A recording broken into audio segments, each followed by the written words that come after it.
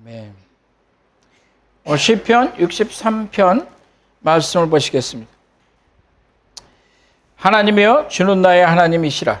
내가 간절히 주를 찾되 물이 없어 마르고 황폐한 땅에서 내 영혼이 주를 갈망하며 내 육체가 주를 앙모하나이다. 내가 주의 권능과 영광을 보기 위하여 이와 같이 성수에서 주를 바라보았나이다. 주의 인자하심이 생명보다 나으므로 내 입술이 주를 찬양할 것이라.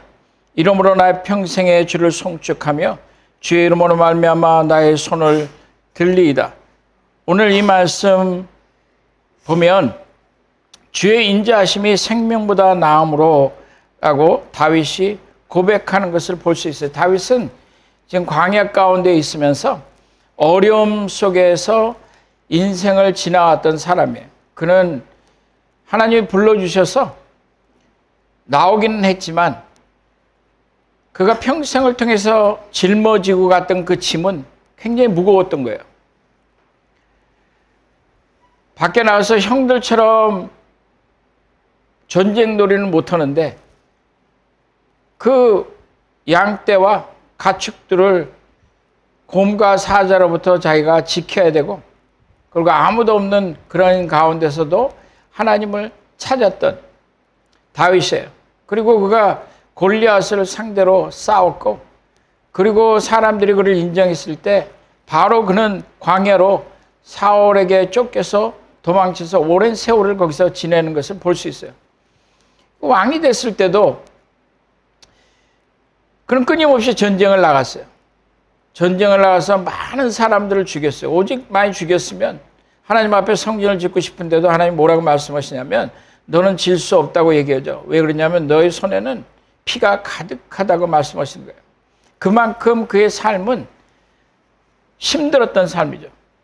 왕이 되었을 때도 그 많은 백성들의 그 원함과 반항함과 그리고 그들에게 향한 자기의 책임감을 가지고 무거운 짐을 지고 살아갔던 사람이에요.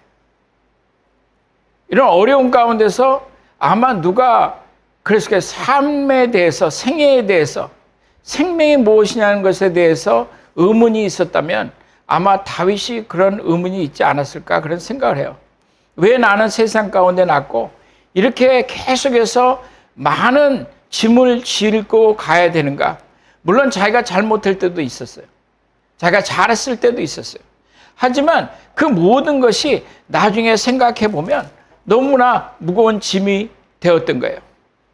그러니까 자기가 해결할 수 없는 그 짐, 내가 지고 가기에는 너무 무거운 그 짐, 자기가 하나님을 의지하였는데도 불구하고 나는 더 이상 이것을 견디기가 어렵다고 생각했던 것이 아마 다윗의 심정이었을 거예요. 그러니까 수많은 적이 자기를 에워쌌다고 얘기하는 거예요. 황소들이 자기를 에워쌌고, 그리고 적군이 만만히 자기를 둘러쌌다고 얘기를 하거든요. 그래서 자기는 깊은 수렁 가운데 들어갔다고, 그래서 끊임없이 하나님 앞에 그가 부르짖는 거예요. 그 가운데는 무엇이 있냐면, 하나님 제가 고통스러운데 하나님 저의 삶의 목표는 어디 있습니까? 제가 왜 인생 가운데 났습니까? 제가 왜 지금 이 순간에 숨을 쉬고 있습니까? 하나님 어찌해서 저에게 이렇게 숨을 붙여놓고 계십니까? 그런 생각이 들 수밖에 없죠. 근데 다윗이 했던 것은 뭐냐면 오늘 이 시편을 보니까 그가 그러한 순간에 하나님을 바라보는 것을 볼 수 있어요. 여러분도 인생을 살면 그러한 순간은 지나갈 거예요.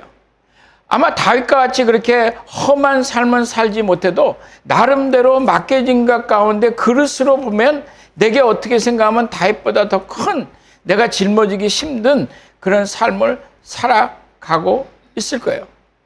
그러지 않은 사람은 앞으로 분명히 살아갈 거예요. 왜 그러냐면 인생 가운데 고난이 없는 사람은 없어요. 왜 그러냐면 고난을 통해서 사실 하나님은 우리를 만들어 가고 계시거든요. 그것이 우리에게 생명을 주신 한 이유 가운데 들어가요. 욥이 뭐라고 얘기를 하냐면 그렇게 얘기해요. 욥이 말하기를 내가 왜 이 세상 가운데 났는가? 그가 부르짖잖아요. 하나님 왜 저에게 이 세상 가운데 나게 하셨습니까? 아예 그날이 없었더라면 내가 낳았던 그 생애를 저주하였다고 욥이 얘기하거든. 내가 낳은 날이 멸망하였더라면, 사내 아이를 배웠다 하던 그 밤도 그러하였다라면, 그 밤이 없었더라면, 그날이 캄캄하였더라면, 하나님이 위에서 나를 돌아보지 않으셨더라면, 빛도 그날을 비추지 않았더라면, 어둠과 죽음의 그늘이 그날을 자기의 것이라 주장하였더라면, 구름이 그 위에 덮었더라면, 흑암이 그날을 덮었더라면, 그 밤이 캄캄한 어둠에 잡혔더라면, 그 밤에 자식을 베지 못하였더라면, 그 밤에 즐거운 소리가 나지 않았더라면, 나를 저주하는 자들, 그들이 그 밤을 저주하였더라면, 그러니까 그 옆에 자기가 도저히 견딜 수 없는 일이 욥에게 벌어진 거예요. 그래서 그가 말하는 것은 뭐냐면, 내가 내 모태에 그 태가 닫혀서 나오지 않았더라면, 다시 말해서 내 존재가 없었더라면, 왜 내게 이 생명이 있어서, 왜 내게 이 정말 질긴 삶이 있어서 나에게 이런 고통이 찾아왔는가. 자식들은 다 죽었고, 그리고 자기를 향해서 갖고 있던 그 명성, 신뢰는 전부 다 없어졌죠. 왜? 하나님의 축복을 받은 사람들은 물질적이거나 건강하거나 모든 것이 잘 돼야 되는데, 그 앞에 벌어진 것은 세상이 갖고 있던 생각하고는 전혀 다른 상황이 벌어졌고, 자기가 갖고 있던 생각하고도 완전히 달라진 그 상황을 보면서, 아, 내가 나지 않았더라면.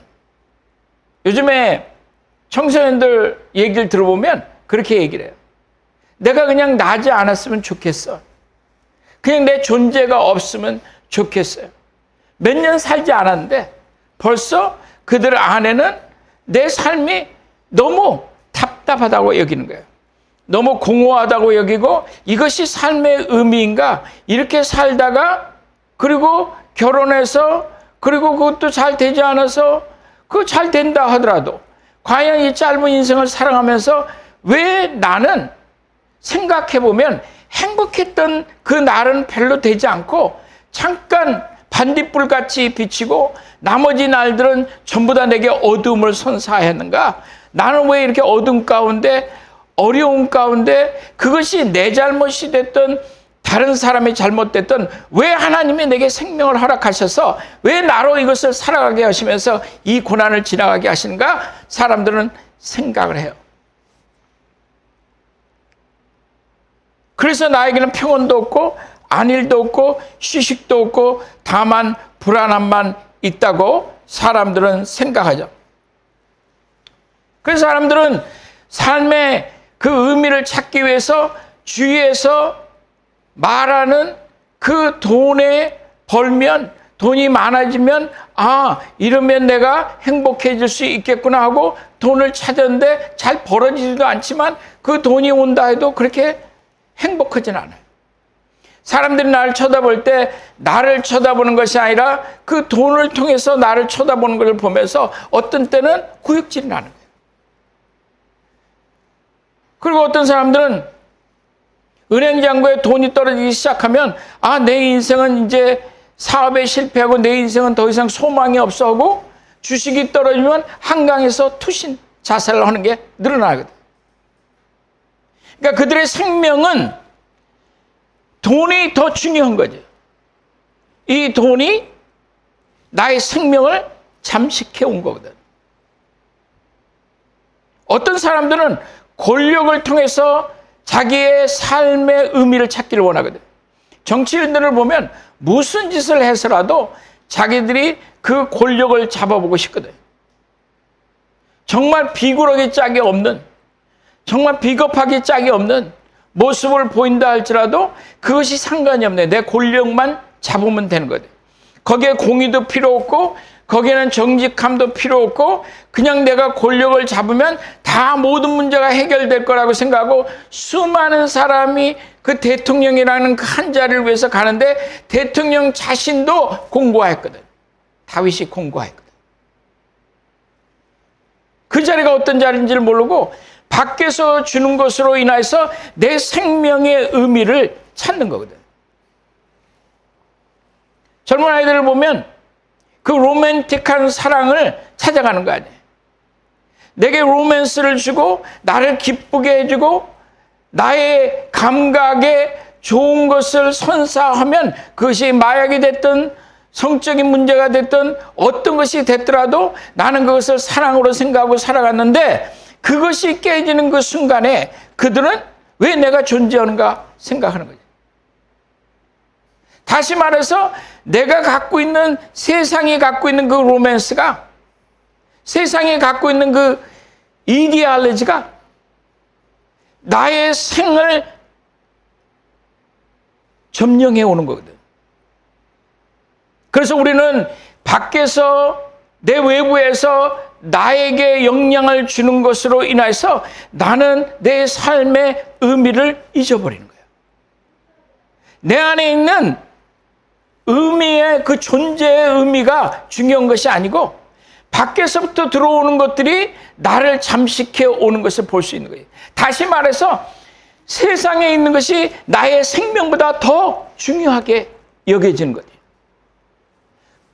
만약에 내가 세상보다 더 중요했다면 그것이 나로 하여금 한가에 뛰어들게 하지 않죠. 어려움은 있을지라도. 너희는 세상에 있지만 세상에 속한 자가 아니라고 말씀하시는데도 불구하고 우리는 세상에 속해 있거든. 왜냐하면 세상이 더 크고 세상에 내가 볼 때는 세상에서 주는 모든 가치관들이 나에게 의미를 줄 거라고 생각을 하고 있거든.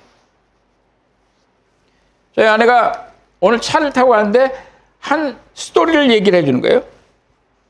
그 스토리가 무엇이냐면 18살 먹은 그 소녀가 딸을 낳았어요. 그 엄마하고 딸하고 같이 살아가는 거예요. 그 딸을 낳으면서 아마 혼자 되면서 아이랑 둘이 살아가는데 18살 먹은 엄마가 무슨 재주가 있어서 그 아이를 제대로 키웠겠어요. 그러면서 세상하고는 점점 그는 관계가 끊어져 가고 멀어져 가면서 그 안에 갖고 있는 거는 엄마와 딸의 그 관계밖에 없는 거죠. 이 아이는 자라면서 보는 것은 무엇이냐면 엄마밖에 없는 거예요. 엄마가 자기 세상에 자기 삶의 모든 거였던 거예요. 그러다가 이제 나이 들어서 병들고 엄마랑 수십 년을 살아오면서 이제 어머니가 돌아가면 죽으시면 자기는 삶의 의미가 없다고 생각하는 거예요. 왜 그러냐면 자기의 삶이 엄마를 통해서 자기의 삶을 보기 때문에 엄마를 통해서 자기의 존재가 있다고 생각하니까 엄마 외에는 자기의 삶 속에 아무것도 없으니까 그의 삶은 정말로 무너질 수밖에 없는 거거든요. 그것이 현대의 많은 사람들이 가지고 살아가는 그런 마음이에요. 아마 다윗도 그런 생각을 했을지 몰라요. 욥도 그렇게 생각했죠.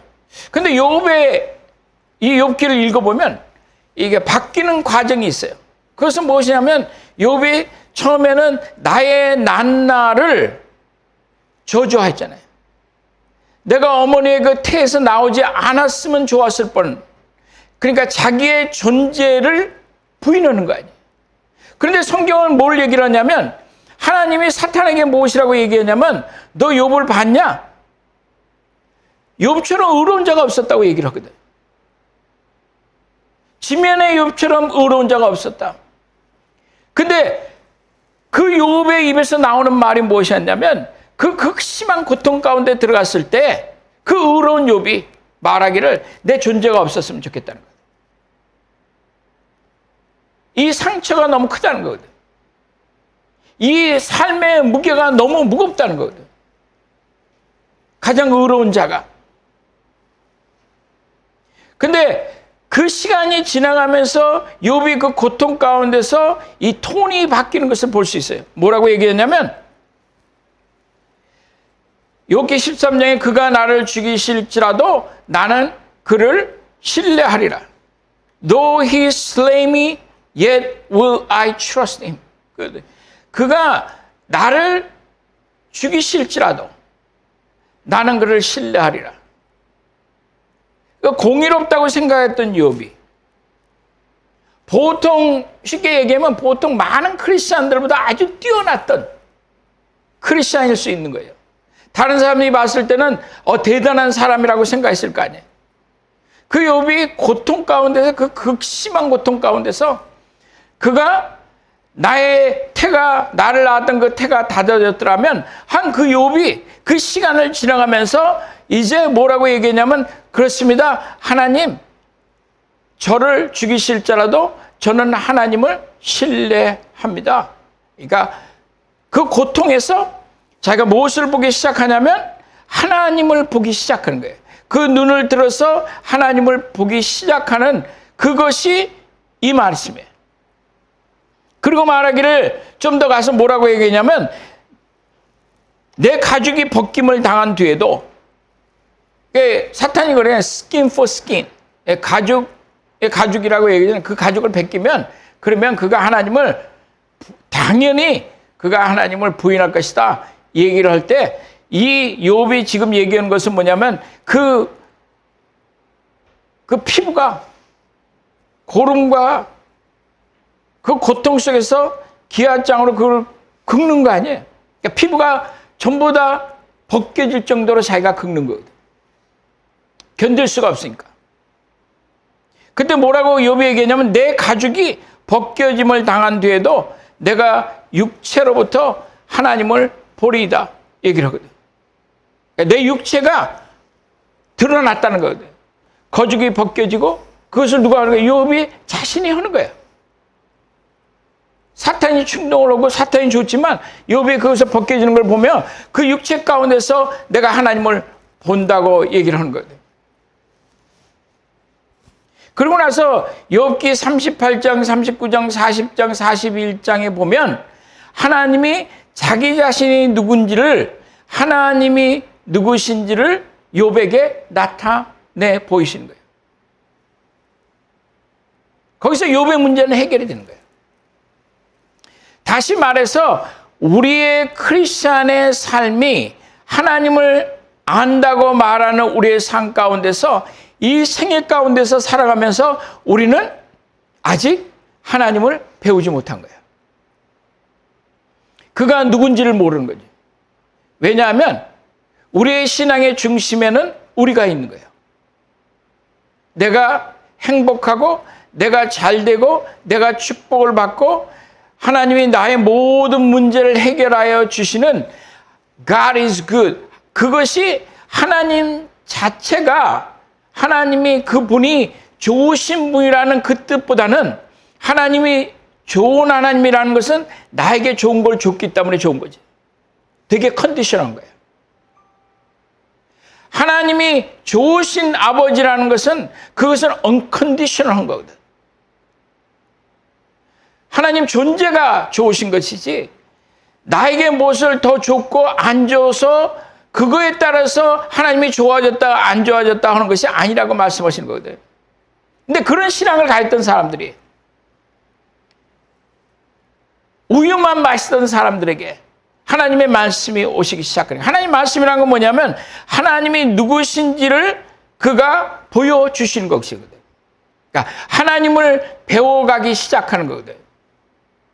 그와 동행하기 시작하고 그를 경험하기 시작하고 그의 성소에 들어가서 내가 하나님의 임재를 보겠다고 하나님의 그 아름다움을 보겠다고 얘기할 때 그는 그것을 보기 시작하는 거예요. 말씀 속에서 하나님의 계시 가운데서 그와 같이 동행하면서 하나님이 누군지를 만나기 시작하고 경험하는 거예요. 아브라함이 그랬어요. 아브라함의 얘기를 가만히 보면 하나님이 그 아들을 바치라고 얘기를 하잖아요. 그 아들을 바치라고 그럴 때 아브라함이 주저하지 않았거든. 그리고 아브라함이 이 아이를 데리고 칼을 들고 그 생명을 취하고자 했거든. 바치는 건 생명을 취하는 거거든. 아브라함이 지금 몇 세요? 115세? 됐을 거 아니에요. 이삭이 한 14, 15살이니까 그때 바칠 때 아브라함은 이제 하나님과 오랜 시간을 동행하기 시작한 거예요. 그러니까 하나님 뭐라고 말씀하시냐면 그는 나의 친구라고 말씀하시거든요. 이 아브라함이 이 지금 이삭을 보는 것은 그 생명을 취한다는 것이거든.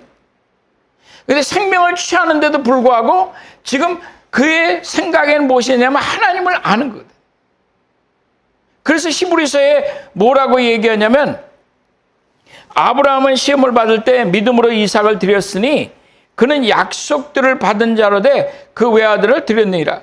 그에게 이미 말씀하시기를 내 자손이라 칭할 자는 이삭으로 말미암으라 하셨으니 그가 하나님이 능히 이삭을 죽은 자 가운데서 다시 살리실 줄을 생각한지라. 비유컨대 그를 죽은 자 가운데서 도로 받은 것이라. 다시 말해서 지금 아브라함은 생명이 있는데 그 생명은 무엇을 위해서 있다고 생각하는 것이냐면 하나님이 그 안에 계신다고 생각하는 거예요.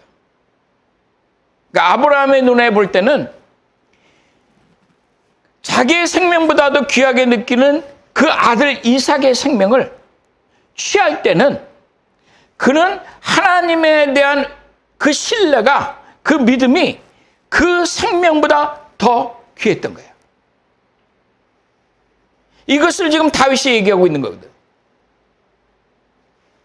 그 인자는 생명보다 나음이라. 예수께서 뭐라고 말씀하시냐면 그렇게 말씀하세요. 사람이 만일 온 천하를 얻고도 제 목숨을 잃으면 무엇이 유익하리요? 사람이 무엇을 주고 제 목숨과 바꾸겠느냐? 세상에 어떤 것이 나의 생명보다 귀해요? 모든 것을 전부 다 얻었는데도 불구하고 내가 죽는다면 그러면 무엇이 내 생명보다 귀하다고 여길 수 있겠어요? 그것을 예수께서 말씀하실 때 그 얘기는 생명보다 더 귀한 것이 없다는 얘기가 아니에요. 너희가 갖고 있는 그 가치관이 이 세상의 모든 것들이 네가 그것을 다 얻고도 생명을 잃는다 하면 그러면 이것이 이 모든 것들이 네 존재 밖에 있는 이 모든 것들이 너희 존재에 무슨 도움이 되겠느냐. 하지만 너의 생명이 있는 그 이유는 하나님으로 너의 생명 가운데 담기를 원하시는 거거든. 그를 아는 그 지식이 심히 아름다움으로.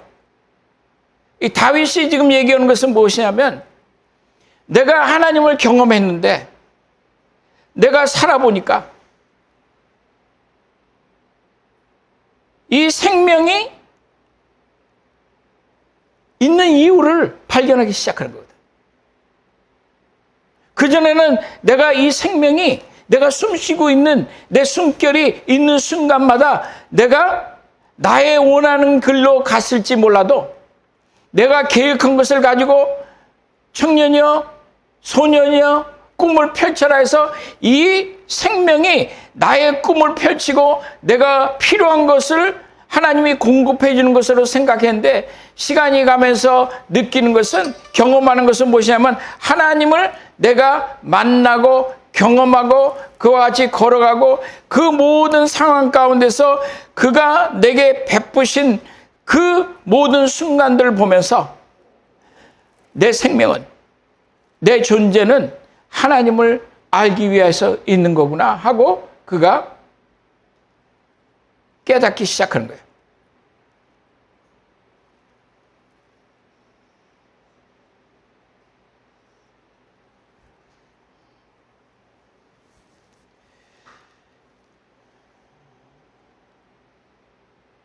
갈라디아서에 우리 얼마 전에 봤던 말씀이죠.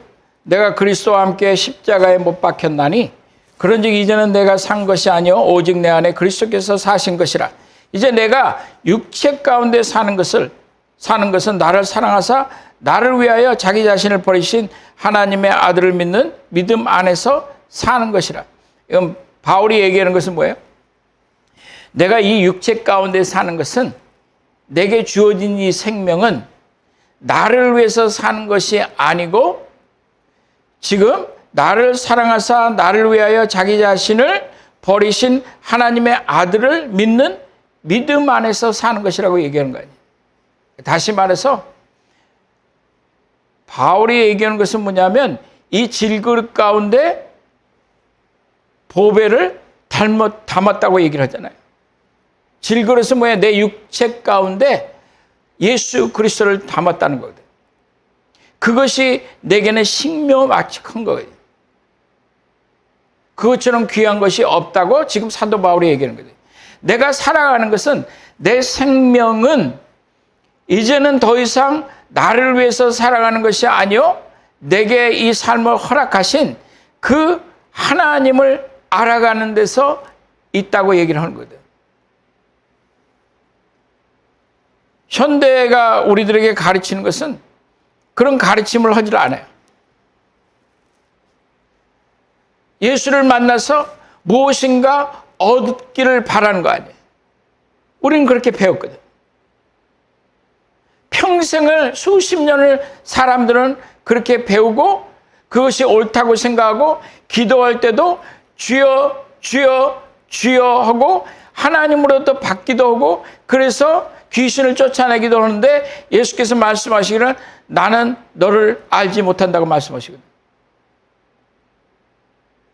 그 생명의 목적이 뭐였는데 나의 삶에 이 짧은 시간을 지나가는 나의 삶 가운데 그 안에 내가 담아야 될 것이 배워야 될 것이 그 안에 내가 갖추어져야 될 것이 무엇인데 그 보배는 우리는 벗어버리고 그리고 우리는 우리 그 질그릇을 금그릇으로 만들기 위해서 최선의 노력을 다하고 있거든. 그래서 하나님의 큰 집에는 금그릇이 있고 은그릇이 있고 녹그릇도 있고 흙그릇도 있고 나무로 만든 것도 있는데 그를 거룩하게 하는 자는 하나님이 귀히 쓰는 그릇이라고 얘기하는 거예요. 왜 그러냐면 수많은 사람들은 지금 금그릇이 좋은 거라고 생각하거든. 은그릇이 좋은 거라고 생각하거든. 그렇게 되면 내 인생은 성공했다고 생각하는 거거든. 그러나 성경은 우리에게 뭐라고 말씀하시냐면 너 자신을 깨끗하게 하면 거룩하게 하면 하나님이 귀히 쓰는 그릇이 되겠다고 말씀하시는 거 아니에요? 다시 말해서 우리가 갖고 있는 가치관하고 하나님이 우리에게 주시는 거하고는 완전히 다른 세계 가운데 있다는 거거든. 지금 가룟 유다가 예수께 나왔어요. 3년 반을 예수님과 같이 동행을 했어요. 그리고 그에게서 바라는 것이 있었어요. 예수님을 통해서 정권을 한번 뒤집어 보자는 것이었거든. 새롭게 한번 공의를 갖고 오고 그러는 가운데 나도 부해지고 나도 높은 자리에 올라가고 제자들이 많이 그렇게 생각했어요. 그렇게 시작하였는데 예수께서 가룟 유다에 대해서 뭐라고 말씀하시냐면 이렇게 말씀하세요. 인자는 자기에 대하여 기록한 대로 가거니와 인자를 파는 그 사람에게는 화가 있으리라. 그 사람은 차라리 나지 아니하였더라면 자기에게 좋을 뻔하였느니라. 나지 아니하였더라면 좋을 뻔했다는 거죠. 생명이 없었더라면 좋을 뻔했다는 거예요. 그 존재가 없었더라면 오히려 그 사람에게는 더 좋았던 거예요. 왜냐하면 그는 예수를 보고 그와 같이 시간을 보냈는데 예수를 소유한 적이 없거든. 그 생명의 가치가 없다는 거예요. 세상에 나지 않았던 것이 그 사람을 위해서는 좋았다고 얘기하는 거거든. 다시 말해서 뒤집어 생각하면 세상에 나오는 모든 사람들은 그 가치는 어디 있냐? 그 가치는 예수를 만나는 거예요. 그를 소유하는 거거든. 제자들은 처음에 와서 금그릇을 바랬을지 몰라도 그렇게 변하기를 바라고 자기가 금의 환영을 하고 자기가 높은 자리에 올라가고 세상이 지금 베풀었던 모든 것들을 통해서 하나님을 찬양하고 하나님을 기뻐하였지. 욥이 그랬거든. 근데 그 금그릇을 치는 순간에 내가 생각했던 그 하나님의 축복이라는 것을 치는 순간에 내 로맨스를 치는 순간에 내 재정을 치는 순간에 사람들로부터 신용이 떨어지는 그 순간에 모든 사람들이 나를 우습게 생각하는 그 순간에 저 인생 망쳤어. 그러는 순간에 우리는 그 소리를 듣고 우리는 그것을 바라보면서 그 고통과 상처 속에서 우리는 결정하는 것은 뭐냐면, 내가 나지 않았더라면, 나를 낳은 그 태문이 닫혔었더라면, 나를 저주하는 자들이 내가 낳은 나를 저주하였더라면, 내 존재가 없었더라면. 왜? 하나님을 알지 못하거든.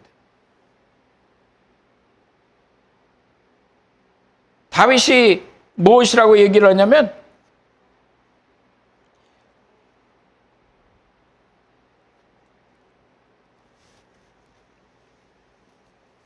하나님이여 주는 나의 하나님이시라. 내가 간절히 주를 찾되 물이 없어 마르고 황폐한 땅에서 내 영혼이 주를 갈망하며 내 육체가 주를 앙모하나이다. 내가 주의 권능과 영광을 보기 위하여 이와 같이 성소에서 주를 바라보았나이다. 내가 주의 권능과 영광을 보기 위해서 주의 성소에서 주를 바라보았나이다. 하나님을 보지 못하면, 하나님을 배우지 못하면, 하나님이 누구신지를 알지 못하면 절대로 하나님은, 그 인자는 나의 생명보다 귀하지 않아요. 근데 그 사람들에 대해서 뭐라고 얘기를 하는 거냐면, 너가 나지 않았더라면 좋을 뻔했다는 거예요. 여러분들은 여기 그냥 바이 찬스로 있는 게 아니에요. 하나님을 바라보는 거거든. 인생 가운데서 하나님, 제 눈을 들어 당신의 아름다움을 바라봅니다. Behold the beauty of him. 거기에 하나님이 무엇을 알게 하시냐면, 주의 인자가, 주의 사랑이, 주의 거룩하심이, 주의 아름다움이, 주의 긍휼하심이, 주의 진실하심이, 하나님을 나타내는 그 모든 것들이, 그 하나님이 내 생명보다 귀하다고 그는 고백하는 거예요. 저는 우리의 삶이 그렇게 되기를 바라요. 처음부터 거기까지 가는 사람은 없어요. 그러나 욥에게 하나님이 나타나신 것처럼, 아브라함에게 나타나신 것처럼, 지금 바울에게 나타나신 것처럼,